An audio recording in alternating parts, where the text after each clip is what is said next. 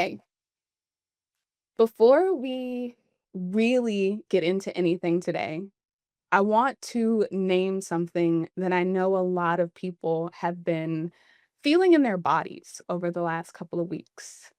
There's been a lot of pressure in the air, not bad pressure, not wrong pressure, but very real, very physical, very, I should probably be doing something right now kind of pressure. And if you've noticed yourself feeling restless, edgy, impatient, or even a little panicky about whether you're doing enough, starting enough, planning enough for this year, I want you to know that you're not imagining that. We have been moving through a heavy root center pressure cycle. And root pressure doesn't ask politely, it doesn't whisper, it shows up as urgency. It sounds like, I need to act, I need to start, I need to fix something. I can't just sit here. But here's the part I really want to teach today, because this is where a lot of people burn themselves out before the year even has a chance to unfold. Pressure does not mean it's time to act. Pressure just means energy is building. And there's a big difference between pressure and readiness. When we don't understand that difference, what tends to happen is this: we start things just to relieve discomfort. We launch something, we say yes to something, we create something, not because it's aligned, but because the pressure feels unbearable. And that's the shadow of motivational energy. It looks productive on the outside, but it drains you on the inside. I want to slow that way down for a moment, because motivation, real motivation, doesn't come from urgency. It comes from resourcing. When motivation is clean, it feels grounded, it feels steady, it has stamina. When motivation is coming from pressure alone, it feels frenetic, it feels forced, and it almost always leads to burnout or abandonment. I've been living this in real time. Over the last couple of weeks, I noticed the pressure in my body very clearly. The urge to act, the urge to do something so I could feel like I was keeping up, staying ahead, being responsible. And instead of obeying that urge, I rested, not in a glamorous way, not in a look at me optimizing my nervous system way, in a very human way. And what I noticed was this: the pressure didn't disappear, it organized itself. When I stopped trying to discharge pressure through action, that's when clarity came online. Not necessarily clarity about what to do next, clarity about what not to force. And that's an important distinction. Right now, we've moved into an energy that supports starting, but only when the pulse is present. And that's where a lot of people get tripped up, because the mind hears starting energy and thinks, oh, great, let's go. Time to initiate everything. But the body knows better. If the pulse isn't there, starting something doesn't energize you, it depletes you.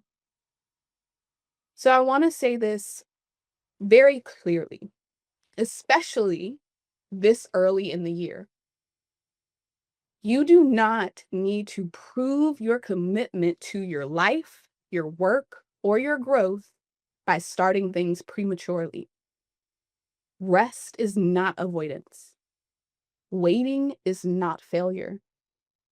Stillness is not stagnation. Sometimes rest is the most strategic thing you can do, because it preserves your life force for what actually matters. If nothing wants to start yet, that doesn't mean you're behind. It means you're listening.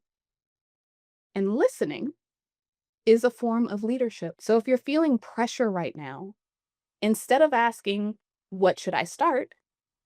Try asking, what is this pressure asking me to feel, notice, or trust? Because the truth is, motivation that's built on trust lasts a lot longer than motivation built on fear.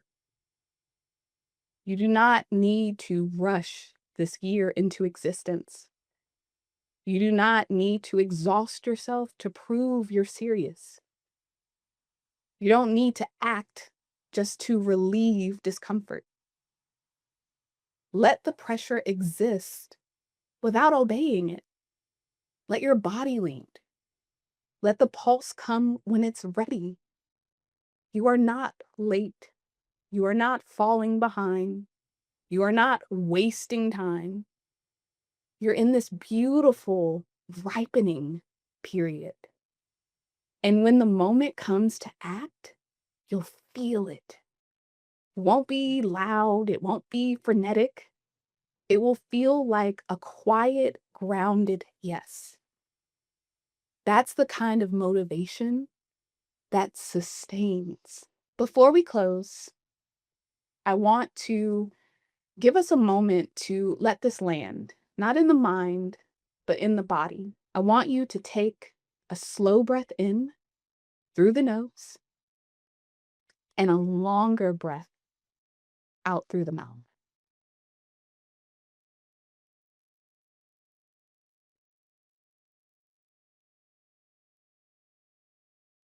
Notice any pressure you're feeling in your body right now. You don't need to analyze it. Just notice, where does it live? Now ask yourself gently, without needing an answer right away, is this pressure asking me to act, or is it asking me to listen? If your body had full permission to move at its own pace, what would it want more of right now? Rest, space, clarity, or motion? There's no right answer.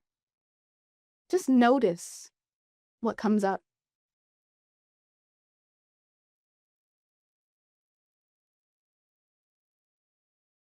If you feel inspiration present, but direction is unclear, see if you can let that be okay for a moment. Inspiration doesn't always arrive with instructions. And if you feel tired, heavy, or unmotivated, notice that too, without turning it into a problem to solve. Now take one more breath in and let it go slowly.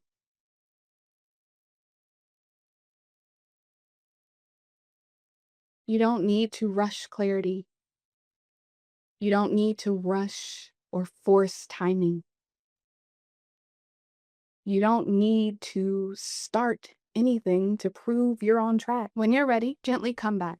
Let your awareness come back online. Stay in that noticing. I want to offer something very gently. If, as if we were sitting in that reflection, you realize that you're feeling pressure, but not sure whether your rest cycle is complete, or you're feeling inspiration, but you don't yet have clarity on direction, or you can feel yourself reacting to discomfort and you don't want to lose yourself in that reaction. I offer 45-minute clarity calls for exactly this.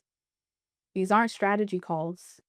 They're not about pushing you into action. They're a space to help you get clear on what phase you're actually in, whether it's time to continue resting or time to begin moving, and how to do that without burning yourself out or betraying your body. Sometimes clarity isn't about what to do next. It's about understanding why nothing wants to move yet. And sometimes inspiration is present, but the nervous system needs help organizing it. So it doesn't turn into pressure. If spending 45 minutes getting clear on that would feel supportive for you, I'll share the link in the chat and in the show notes. No urgency, no pressure, just an option. Trust yourself to know if and when it's right. Every Tuesday morning, we gather live in Limitless University for what I call our weekly energy alignment.